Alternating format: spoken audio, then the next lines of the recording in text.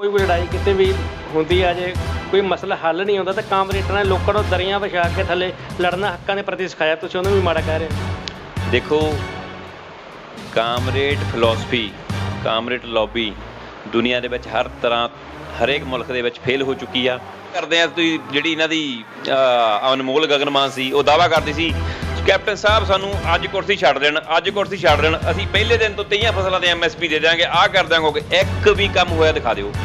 ਉਸ ਤੋਂ ਬਾਅਦ ਕੈਪਟਨ ਨੇ ਮੁੱਦਿਆਂ ਤੋਂ ਭਟਕਾਉਣ ਦੇ ਲਈ ਰਾਜੇਵਾਲ ਦੀ ਟੀਮ ਨੂੰ ਅਤੇ ਕਾਮਰੇਡ ਜਥੇਬੰਦੀਆਂ ਨੂੰ ਦਿੱਲੀ ਵੱਲ ਨੂੰ ਕੂਚ ਕਰਨ ਲਈ ਕਹਿ ਦਿੱਤਾ ਤੇ ਉਹ ਚਲੇ ਗਏ। ਜਿਹੜੇ ਤੁਸੀਂ 700 ਕਿਸਾਨਾਂ ਦੀ ਸ਼ਹੀਦਾਂ ਦੀ ਗੱਲ ਕੀਤੀ ਹੈ, ਤੁਸੀਂ ਮੈਨੂੰ ਇੱਕ ਕਿਸਾਨ ਜਿਹੜਾ ਵੀ 700 ਦੇ ਵਿੱਚੋਂ ਇੱਕ ਦੀ ਵੀ ਪੋਸਟਮਾਰਟਮ ਦੀ ਰਿਪੋਰਟ ਲਿਆ ਦਿਓ, ਫਿਰ ਮੈਂ ਤੁਹਾਨੂੰ ਮੰਨ ਜਾਵਾਂਗਾ ਵੀ ਉਹ ਸ਼ਹੀਦ ਹੋਏ ਆ ਤੇ ਉਹ ਜਾਂ ਕਿੱਦਾਂ ਡੈਥ ਹੋਈ ਆ। ਪੰਜਾਬ ਦੇ ਵਿੱਚ 2007 ਤੋਂ ਆਲਰੇਡੀ ਕੰਟਰੈਕਟ ਫਾਰਮਿੰਗ ਚੱਲ ਰਹੀ ਆ, ਜਿਹੜੀ ਉਹਦੇ ਵਿੱਚ ਸੋਧ ਕਰਕੇ ਆਈ ਸੀਗੀ। ਉਸ ਪੁਰਾਣੇ ਕਾਨੂੰਨ ਦੇ ਵਿੱਚ ਕਿਸਾਨਾਂ ਨੂੰ 6 ਮਹੀਨੇ ਦੀ ਸਜ਼ਾ ਆ, ਤੇ ਜਦ ਕਿ ਜਿਹੜਾ ਕੰਟਰੈਕਟਰ ਹੈ ਜਿਹਨੇ ਫਸਲ ਉਗਾਉਣੀ ਆ ਉਹਨੂੰ ਕੋਈ ਸਜ਼ਾ ਦਾ ਪ੍ਰਾਵਧਾਨ ਨਹੀਂਗਾ। ਬਾਹਰੋਂ NRIਆਂ ਦੇ ਪੈਸੇ ਆ ਰਹੇ ਸੀਗੇ, ਸਾਰਾ ਪੈਸਾ ਗੋਲ ਕਰ ਗਏ, ਲੋਕਾਂ ਨੂੰ ਮੂਰਖ ਬਣਾਇਆ, ਕਿਸਾਨਾਂ ਨੂੰ ਮੂਰਖ ਬਣਾ ਕੇ ਕਿਸਾਨਾਂ ਦੇ ਹਿੱਤ ਲਈ ਕੋਈ ਗੱਲ ਨਹੀਂ ਹੋਈ। ਜੇ ਮੋਦੀ ਸਾਹਿਬ ਨੇ ਬਿੱਲ ਵਾਪਸ ਵੀ ਲੈ ਲਏ, ਉਹ ਵੀ ਤਾਂ ਵਾਪਸ ਲੈ ਲਏ ਕਹਿੰਦੇ ਚਲੋ ਵੀ ਬੰਦਿਆਂ ਦੇ ਵਿੱਚ ਰੋਸ਼ ਆ। ਸਵਾਗਤ ਹੈ, ਤੁਸੀਂ ਦੇਖ ਰਹੇ ਹੋ NNR ਨਿਊਜ਼ ਤੇ ਮੈਂ ਤੁਹਾਨੂੰ ਹਰਦੀਪ। ਵੋਟਾਂ ਤੋਂ ਬਾਅਦ ਸਿਆਸਤ ਦੁਬਾਰਾ ਹੋਣੀ ਸ਼ੁਰੂ ਹੋ ਚੁੱਕੀ ਹੈ, ਕਿਉਂਕਿ ਜਿਹੜੀਆਂ ਪਾਰਟੀ ਜਿੱਤ ਗਈਆਂ ਸੀ, ਦੂਜੇ ਪਾਰਟੀਆਂ ਵੱਖ-ਵੱਖ ਸਿਆਸੀ ਮੁੱਦਿਆਂ ਤੇ ਘੇਰ ਰਹੀਆਂ। ਔਰ ਸਿਆਸਤ ਦੇ ਬਾਰੇ ਵੀ ਗੱਲਬਾਤ ਕਰਾਂਗੇ, ਨਕੋਦਰ ਦੇ ਮੁੱਦਿਆਂ ਦੀ ਵੀ ਗੱਲ ਕਰਾਂਗੇ, ਔਰ ਵੱਖ-ਵੱਖ ਲੀਡਰਸ਼ਿਪ ਦੇ ਨਾਲ ਜੋ ਸਵਾਲ ਬਣਦੇ ਆ, ਸਾਡੇ ਮੀਡੀਆ ਦੇ ਸਵਾਲ ਬਣਦੇ ਆ, ਜੋ ਤੁਸੀਂ ਕਮੈਂਟਾਂ ਦੇ ਵਿੱਚ ਸਵਾਲ ਕਰਦੇ ਹੋ। ਅਮਿਤ ਜੀ ਮੇਰੇ ਨਾਲ ਆ ਜੀ, ਆਪਾਂ ਉਹਨਾਂ ਨਾਲ ਗੱਲਬਾਤ ਕਰਾਂਗੇ। ਸਭ ਤੋਂ ਪਹਿਲਾਂ ਆਪਾਂ ਸਵਾਗਤ ਕਰਦੇ ਹਾਂ ਸਰ, ਸਭ ਤੋਂ ਪਹਿਲਾਂ NNR ਨਿਊਜ਼ ਤੇ ਤੁਹਾਡਾ ਬਹੁਤ-ਬਹੁਤ ਸਵਾਗਤ ਜੀ। ਧੰਨਵਾਦ ਜੀ, ਬਹੁਤ-ਬਹੁਤ ਤੁਹਾਡਾ ਵੀ ਬਹੁਤ ਧੰਨਵਾਦ। ਸਰ ਸ਼ੁਰੂਆਤ ਆਪਾਂ ਕਰਾਂਗੇ, ਬੜੇ ਵੱਡੇ ਦਾਅਵੇ ਕੀਤੇ ਜਾਂਦੇ ਸੀ, ਤੁਸੀਂ ਵੀ ਦਾਅਵੇ ਕਰਦੇ ਸੀ ਕਿ ਪੰਜਾਬ ਦੇ ਵਿੱਚ BJP ਦੀ ਸਰਕਾਰ ਬਣਨ ਵਾਲੀ ਹੈ, ਮਹਿਜ਼ 2 ਸੀਟਾਂ ਦੇ ਸਿਮਟ ਕੇ ਰਹਿ ਗਏ। ਦੇਖੋ ਜੀ, ਸਰਕਾਰ ਦੇ ਅਸੀਂ ਦਾਅਵੇ ਕਰਦੇ, ਹਰ ਕੋਈ ਪਾਰਟੀ ਕਰਦੀ ਆ, ਕਿਉਂਕਿ ਜਿਹੜੇ ਵਰਕਰ ਆ, ਵਰਕਰਾਂ ਦਾ ਜੋਸ਼ ਬਣਾਉਣ ਲਈ ਬਹੁਤ ਦਾਅਵੇ ਕਰਨੇ ਪੈਂਦੇ ਆ। ਹਰੇਕ ਪਾਰਟੀ ਕਰਦੀ ਆ, ਹਰੇਕ ਪਾਰਟੀ ਇਹੀ ਸੂਬਾ ਲੈ ਕੇ ਬੈਠੀ ਸੀ, ਸੁਪਨਾ ਲੈ ਕੇ ਬੈਠੀ ਸੀ ਬਈ ਅਸੀਂ ਸਰਕਾਰ ਬਣਾ ਰਹੇ ਹਾਂ। ਪਰ ਅਸੀਂ ਪਿਛਲੀ ਵਾਰ ਵੀ 2 ਤੇ ਸੀ ਤੇ ਇਸ ਵਾਰੀ ਵੀ 2 ਤੇ ਆ। 2 ਸੀਟਾਂ ਪਿਛਲੀ ਵਾਰ ਸੀ ਸਾਡੇ ਕੋਲ, 2 ਸੀਟਾਂ ਇਸ ਵਾਰ ਆ। ਪਰ ਹਾਂ, ਸਾਡਾ ਵੋਟ ਸ਼ੇਅਰ ਜ਼ਰੂਰ ਵਧਿਆ ਆ। ਸਾਡਾ ਵੋਟ ਸ਼ੇਅਰ ਪਿਛਲੀ ਵਾਰੀ 6.85% ਸੀ, ਐਤਕੀ 8.1% ਹੋ ਗਿਆ ਆ। ਅਸੀਂ ਇਸ ਚੀਜ਼ ਨੂੰ ਲੈ ਕੇ ਖੁਸ਼ ਹਾਂ, ਅਸੀਂ ਅੱਗੇ ਨਾਲੋਂ ਵੀ ਤਰੱਕੀ ਕੀਤੀ ਆ। ਦੇਖੋ ਜਦੋਂ ਅਕਾਲੀ ਦੇ ਨਾਲ ਤੁਹਾਡਾ ਗੱਠਜੋੜ ਸੀ ਤਾਂ ਸੀਟਾਂ ਆਉਂਦੀਆਂ ਸੀ। ਤੁਹਾਡੀ ਭਾਈਵਾਲ ਜੋ ਪਾਰਟੀ ਸੀ, ਅਕਾਲੀ ਦਲ ਦੀ ਸਰਕਾਰ ਵੀ 10 ਸਾਲ ਰਾਜ ਕੀਤਾ, 2 ਵਾਰ ਬਣੀਆਂ। ਇਸ ਵਾਰ ਕੋਈ ਉਹ ਵੀ ਫਰਕ ਪਿਆ ਕਿ ਅਕਾਲੀ ਦਲ ਨਾਲ ਨਹੀਂ ਸੀ ਪਰ BSP ਨਾਲ ਸੀ, ਇਹ ਤੇ ਹਾਰ ਦਾ ਸਾਹਮਣਾ ਕਰਨਾ ਪਿਆ। ਦੇਖੋ ਜੀ, ਇਸ ਚੀਜ਼ ਦਾ ਫਰਕ ਤਾਂ ਪੈਂਦਾ ਹੀ ਆ ਕਿਸੇ ਨਾ ਕਿਸੇ ਲੈਵਲ 'ਤੇ ਆਪਾਂ, ਪਰ ਜੇ ਦੇਖਿਆ ਜਾਵੇ ਤਾਂ ਅਕਾਲੀ ਦਲ ਨੂੰ ਵੀ ਕੋਈ ਉਹਦੇ ਨਾਲ ਮਤਲਬ ਗੱਠਜੋੜ ਕਰਕੇ ਕੋਈ ਫਾਇਦਾ ਨਹੀਂ ਹੋਇਆ। ਉਹਨਾਂ ਦੇ ਖੁਦ ਦੇ ਕੈਂਡੀਡੇਟ ਹਾਰ ਗਏ, ਜਿਹੜੇ ਵੱਡੇ ਸੀ ਦਰਖਤ ਉਹ ਪੱਟੇ ਗਏ ਇਸ ਵਾਰੀ। ਇਸ ਤੋਂ ਬਾਅਦ ਸਰ ਆਪਾਂ ਜੇਕਰ ਦਿੱਲੀ ਅੰਦੋਲਨ ਦੀ ਗੱਲ ਕਰੀਏ ਤਾਂ ਉਹਦਾ ਵੀ ਕੋਈ ਫਰਕ, ਕੋਈ ਡਿਫਰੈਂਟ ਪਿਆ, ਕਿਉਂਕਿ ਕਿਸਾਨਾਂ ਦੀ ਵੱਡੇ ਸੰਖਿਆ ਦੇ ਵਿੱਚ ਕਿਸਾਨ ਅੰਦੋਲਨ ਆਇਆ, ਉਸ ਤੋਂ ਬਾਅਦ ਉਹ ਜਿੱਤ ਕੇ ਵਾਪਸ ਵੀ ਆਏ। ਦੇਖੋ ਜੀ, ਜਿਹੜਾ ਕਿਸਾਨੀ ਅੰਦੋਲਨ ਆ, ਕਿਸਾਨੀ ਅੰਦੋਲਨ ਦੀ ਰੂਪ ਰੇਖਾ ਪੰਜਾਬ ਦੀ ਕਾਂਗਰਸ ਦੀ ਲੀਡਰਸ਼ਿਪ ਨੇ ਤਿਆਰ ਕੀਤੀ ਸੀ। 4.5 ਸਾਲ ਦੇ ਵਿੱਚ ਕੈਪਟਨ ਨੇ ਕੋਈ ਵੀ ਕੰਮ ਨਹੀਂ ਕੀਤਾ ਸੀ। ਉਸ ਤੋਂ ਬਾਅਦ ਕੈਪਟਨ ਨੇ ਮੁੱਦਿਆਂ ਤੋਂ ਭਟਕਾਉਣ ਦੇ ਲਈ ਰਾਜੇਵਾਲ ਦੀ ਟੀਮ ਨੂੰ ਅਤੇ ਕਾਮਰੇਡ ਜਥੇਬੰਦੀਆਂ ਨੂੰ ਦਿੱਲੀ ਵੱਲ ਨੂੰ ਕੂਚ ਕਰਨ ਲਈ ਕਹਿ ਦਿੱਤਾ ਤੇ ਉਹ ਚਲੇ ਗਏ, ਜਿਸ ਨਾਲ ਉਹ ਪੰਜਾਬ ਤੋਂ ਧਿਆਨ ਸਾਰਾ ਹਟ ਕੇ ਉਧਰ ਨੂੰ ਧਿਆਨ ਹੋ ਗਿਆ। ਜਿਹੜਾ ਉਸ ਤੋਂ ਬਾਅਦ ਉਹ ਅੰਦੋਲਨ ਕੇਜਰੀਵਾਲ ਐਂਡ ਟੀਮ ਵੱਲੋਂ ਹਾਈਜੈਕ ਕਰ ਲਿਆ ਗਿਆ। ਉਹਨਾਂ ਨੂੰ ਪੂਰੀ ਸੁੱਖ ਸੁਵਿਧਾ ਉੱਥੇ ਦਿੱਲੀ ਸਰਕਾਰ ਵੱਲੋਂ ਦਿੱਤੀ ਗਈ, ਅਤੇ ਜਿਹੜਾ ਕਿਸਾਨੀ ਅੰਦੋਲਨ ਆ, ਕਿਸਾਨੀ ਅੰਦੋਲਨ ਨੇ ਪੰਜਾਬ ਕੇਜਰੀਵਾਲ ਦੀ ਝੋਲੀ ਦੇ ਵਿੱਚ ਪਾਇਆ ਹੈ। ਵਾਪਸ ਨਹੀਂ, ਅਸੀਂ ਦੁਬਾਰਾ ਵੀ ਅੰਦੋਲਨ ਕਰਾਂਗੇ ਕਿ ਇੱਕ ਨੂੰ ਪਹਿਲਾਂ ਵਾਪਸ ਨਹੀਂ ਲੈ ਜਾ ਸਕਦੇ ਸੀ। ਪਹਿਲੀ ਗੱਲ ਤਾਂ ਜਿਹੜਾ ਇਹ ਕਿਸਾਨੀ ਅੰਦੋਲਨ ਸੀਗਾ, ਕਿਸਾਨਾਂ ਦੀਆਂ ਭਾਵਨਾਵਾਂ ਨੂੰ ਇਸਤੇਮਾਲ ਕਰਕੇ, ਜਜ਼ਬਾਤਾਂ ਦੇ ਨਾਲ ਖੇਡ ਕੇ ਜਜ਼ਬਾਤਾਂ ਨੂੰ ਕੈਸ਼ ਕੀਤਾ ਗਿਆ। ਇਸ ਵਿੱਚੋਂ ਪੈਸੇ ਕਮਾਏ ਗਏ। ਕਿਸਾਨ ਜਥੇਬੰਦੀਆਂ ਨੂੰ 20 ਤੋਂ 25 ਹਜ਼ਾਰ ਕਰੋੜ ਰੁਪਈਆ ਇਕੱਠਾ ਹੋਇਆ, ਪਰ ਇਹਨਾਂ ਨੇ ਸਿਰਫ 6 ਕਰੋੜ ਦਾ ਮਤਲਬ ਡਾਟਾ ਪੇਸ਼ ਕੀਤਾ ਵੀ ਸਾਡੇ ਕੋਲ 6 ਕਰੋੜ ਰੁਪਈਆ ਹੀ ਇਕੱਠਾ ਹੋਇਆ ਹੈ। 20 ਤੋਂ 25 ਹਜ਼ਾਰ ਕਰੋੜ ਇਕੱਠਾ ਹੋਇਆ ਸੀ। ਬਾਹਰੋਂ NRIਆਂ ਦੇ ਪੈਸੇ ਆ ਰਹੇ ਸੀਗੇ, ਸਾਰਾ ਪੈਸਾ ਗੋਲ ਕਰ ਗਏ, ਲੋਕਾਂ ਨੂੰ ਮੂਰਖ ਬਣਾਇਆ, ਕਿਸਾਨਾਂ ਨੂੰ ਮੂਰਖ ਬਣਾ ਕੇ ਕਿਸਾਨਾਂ ਦੇ ਹਿੱਤ ਲਈ ਕੋਈ ਗੱਲ ਨਹੀਂ ਹੋਈ। ਜੇ ਮੋਦੀ ਸਾਹਿਬ ਨੇ ਬਿੱਲ ਵਾਪਸ ਵੀ ਲੈ ਲਏ, ਉਹ ਵੀ ਤਾਂ ਵਾਪਸ ਲੈ ਲਏ ਕਹਿੰਦੇ ਚਲੋ ਵੀ ਬੰਦਿਆਂ ਦੇ ਵਿੱਚ ਰੋਸ਼ ਆ, ਅੱਗੇ ਉਹ ਇਲੈਕਸ਼ਨ ਸੀਗੀ ਤੇ ਵਾਪਸ ਲੈਣੇ ਪਏ।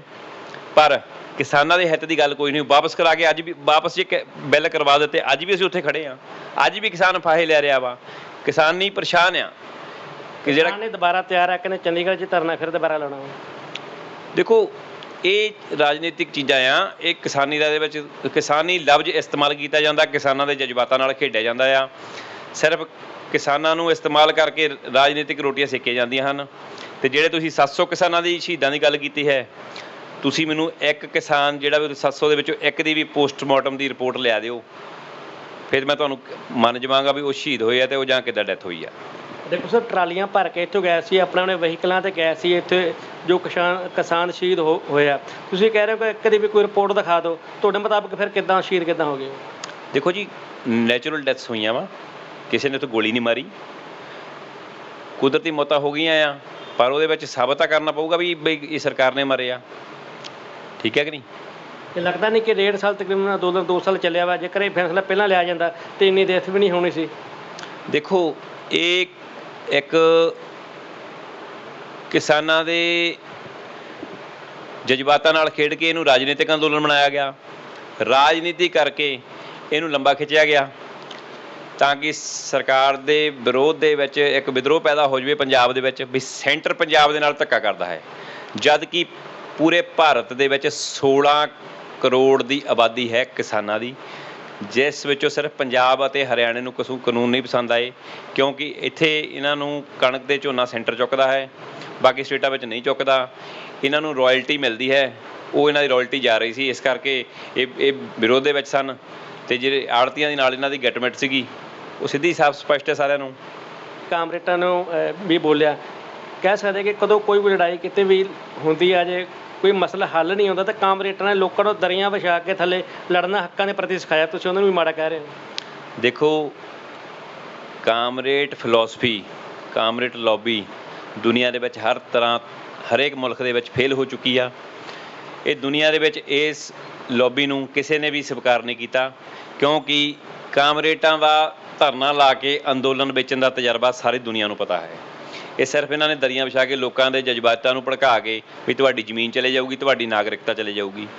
ਜਦੋਂ CAA NRC ਦਾ ਮੁੱਦਾ ਉੱਠਿਆ ਸੀ, ਕਾਨੂੰਨ ਪਾਸ ਹੋਇਆ ਸੀ, ਤਾਂ ਉਦੋਂ ਵੀ ਇਹਨਾਂ ਨੇ ਮੁਸਲਮਾਨਾਂ ਨੂੰ ਇਸ ਤਰੀਕੇ ਨਾਲ ਹੀ ਭੜਕਾਇਆ ਵੀ ਤੁਹਾਡੀਆਂ ਤਾਂ ਇੱਥੋਂ ਨਾਗਰਿਕਤਾ ਖਤਮ ਹੋ ਜਾਣੀ ਆ, ਕਿਉਂਕਿ ਜਿਹੜੇ ਕਾਮਰੇਡਾਂ ਦੇ ਕੋਲ ਇੱਕੋ ਚੀਜ਼ ਆ, ਦਿਮਾਗ ਦੇ ਵਿੱਚ ਡਰ ਪੈਦਾ ਕਰਨਾ। ਜਦੋਂ ਤੁਹਾਡੇ ਦਿਮਾਗ ਦੇ ਵਿੱਚ ਇੱਕ ਡਰ ਪੈਦਾ ਕਰ ਦਿੱਤਾ ਜਾਂਦਾ ਵੀ ਤੁਹਾਡੀ ਤਾਂ ਆਹ ਚੀਜ਼ ਖੋਹ ਹੋ ਜੂਗੀ, ਲੋਕਾਂ ਨੂੰ ਫਿਰ ਤਿਆਰ ਕੀਤਾ ਜਾਂਦਾ ਹੈ, ਭੀੜ ਬਣਾਈ ਜਾਂਦੀ ਆ, ਫਿਰ ਲੋਕਤੰਤਰ ਤੇ ਭੀੜ ਤੰਤਰ ਨੂੰ ਹਾਵੀ ਕੀਤਾ ਜਾਂਦਾ ਆ, ਫਿਰ ਆਪਣੇ ਮੰਗਾਂ ਮਨਵਾਉਣ ਦੇ ਲਈ ਧਰਨੇ ਲੰਬੇ ਖਿੱਚੇ ਜਾਂਦੇ ਹਨ। ਇਹ ਪੰਜਾਬ ਦਾ ਜਿਹੜਾ ਧਰਨਾ ਸੀ ਸਿਰਫ ਪੈਸੇ ਦੀ ਹੋਂਦ ਕਰਕੇ ਲੰਬਾ ਖਿੱਚਿਆ ਗਿਆ, ਨਹੀਂ ਤਾਂ ਇੱਕ ਜਿਹੜਾ ਵਿਦਰੋਹ ਸੀਗਾ ਉਹ ਸੈਂਟਰ ਦੇ ਖਿਲਾਫ ਪੈਦਾ ਕਰਨ ਦੀ ਸਾਜ਼ਿਸ਼ ਸੀ, ਜਿਸ ਦੇ ਪਿੱਛੇ ਖਾਲਿਸਤਾਨੀਆਂ ਦਾ ਵੀ ਹੱਥ ਸੀਗਾ, ਪਰ ਕਾਮਰੇਡਾਂ ਨੇ ਇੱਥੇ ਥੋੜ੍ਹੀ ਬਹੁਤੀ ਸੂਝ-ਬੂਝ ਵਰਤ ਕੇ ਇਸ ਚੀਜ਼ ਨੂੰ ਉਸ ਪਾਸੇ ਨਹੀਂ ਜਾਣ ਦਿੱਤਾ, ਜਿਸ ਦਾ ਕਾਫੀ ਵਿਰੋਧ ਵੀ ਕਰਦੇ ਰਹੇ ਖਾਲਿਸਤਾਨੀ। ਉਹ ਚਾਹੁੰਦੇ ਸੀਗੇ ਪੰਜਾਬ ਦੇ ਵਿੱਚ ਇੱਕ ਵਿਦਰੋਹ ਉੱਠੇ ਅਤੇ ਅਸੀਂ ਸੈਂਟਰ ਦੇ ਖਿਲਾਫ ਮੁਕਾਬਲਾ ਬਣਾਈਏ, ਅਤੇ ਮੁਕਾਬਲਾ ਬਣਾ ਕੇ ਵੀ ਸਾਨੂੰ ਸੈਂਟਰ ਪੰਜਾਬ ਨਾਲ ਧੱਕਾ ਕਰਦਾ ਅਤੇ ਖਾਲਿਸਤਾਨ ਦੀ ਲਹਿਰ ਦੁਬਾਰਾ ਸੁਰਜੀਤ ਕੀਤੀ ਜਾਵੇ।